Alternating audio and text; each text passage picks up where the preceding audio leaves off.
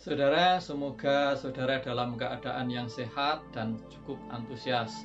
Pada kesempatan ini saya ingin sharing mengenai bagaimana membangun hati dan batin yang tenang, yang damai. Karena hati yang tenang, batin yang damai adalah dasar untuk perkembangan selanjutnya, adalah dasar untuk sebuah kesuksesan. Maka dari itu, di sekolah kami mempunyai berbagai macam kegiatan di luar kelas yang dimaksudkan untuk membangun batin hati siswa menjadi tenang dan damai. Nah, saat ini adalah kesempatan bagi kita sebagai orang tua untuk apa? Untuk membangun kondisi batin anak kita supaya menjadi lebih tenang, sehingga anak kita lebih siap untuk menggapai setiap kesuksesan prestasi di dalam hidupnya.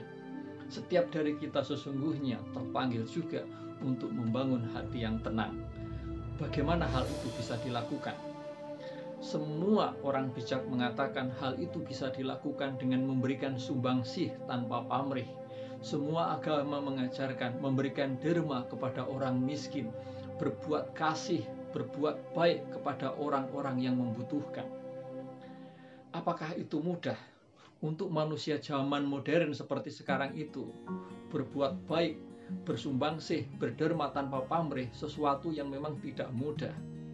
Saya sering menjumpai ungkapan begini di antara banyak orang. Saya saja masih kurang, kita saja masih kekurangan, boro-boro membantu orang lain. Lalu mereka yang berada di tingkat ekonomi menengah ke atas tidak jarang juga mengatakan demikian, dan ini saya jumpai dalam sebuah pertemuan besar, dalam sebuah pelatihan pengembangan diri. Orang miskin seringkali berpura-pura miskin. Orang miskin seringkali memanfaatkan kemiskinannya. Orang miskin seringkali menipu kita. Setelah kita kasih, akhirnya menjadi langganan, terus datang kepada kita. Saudara, ada 1001 alasan bagi manusia modern untuk tidak melakukan itu, untuk tidak bersumbangsi. Karena itu Master Cheng Yen mengatakan, dalam situasi seperti itu, manusia harus membalik hatinya dari hati yang mengejar, memperoleh harta menjadi hati yang mau memberi. Karena sesungguhnya hati yang suka memberi adalah hati yang kaya. Hati yang suka memberi bukan karena dia memiliki harta yang besar, tetapi karena hatinya yang mau merangkul orang lain. Nah, untuk membenarkan hal itu ada sebuah kisah. Pada saat itu Buddha sedang mengajar kepada banyak orang mengenai berderma sebagai pangkal dari pahala yang mulia. Banyak orang yang mendengarkan setelah pengajaran itu memberikan derma. Lalu ada seorang nenek tua yang miskin, baju yang dikenakan pun kucel dan rombeng.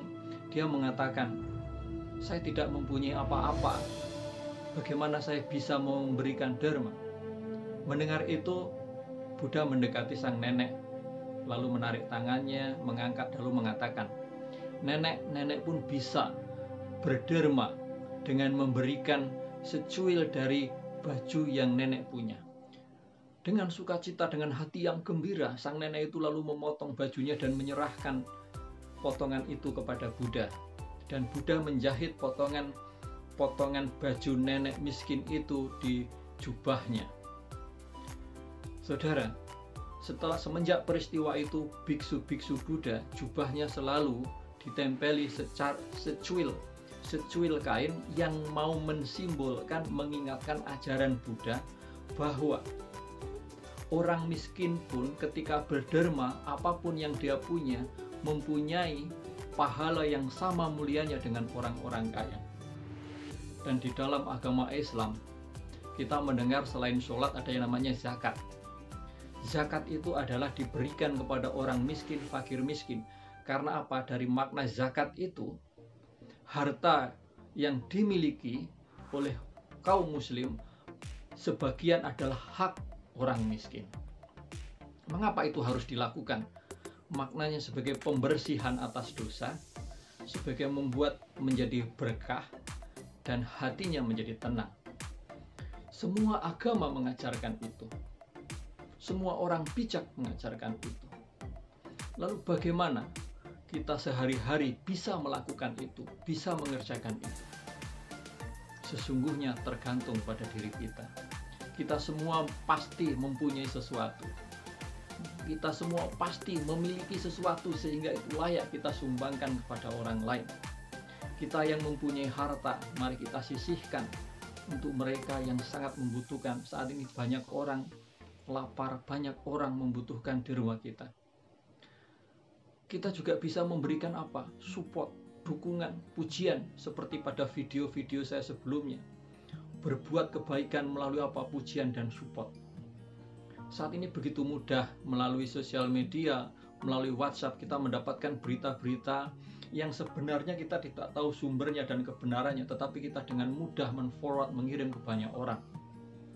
Mengapa kita tidak mengirim berita-berita yang positif, yang baik, yang pasti sumbernya? Contoh misalkan video ini Anda share ke saudara, ke teman Anda. Saya percaya, saya yakin itu akan berdampak lebih baik dan Anda sudah melakukan kebaikan. Maaf, bukan karena saya. Tapi ini adalah sebuah mental untuk membangun hati yang positif, hati yang tenang. Mari kita selalu lakukan apa yang bisa kita lakukan. Memberi derma kepada orang tanpa pamrih, memberikan pujian, memberi support, menyebar berita-berita yang positif. Dengan demikian saudara, saya percaya, saya yakin, lambat laun namun pasti kita mempunyai hati yang mau terus memberi, karena hati yang memberi itu adalah hati yang kaya. Untuk menutup video ini, saya akan membacakan sebuah ungkapan dari seorang filsuf Inggris namanya Francis Bacon. Beliau mengatakan demikian: banyak orang yang saat hidupnya mempunyai prestasi gemilang, tetapi saat mereka meninggal masih tidak memahami siapa dirinya.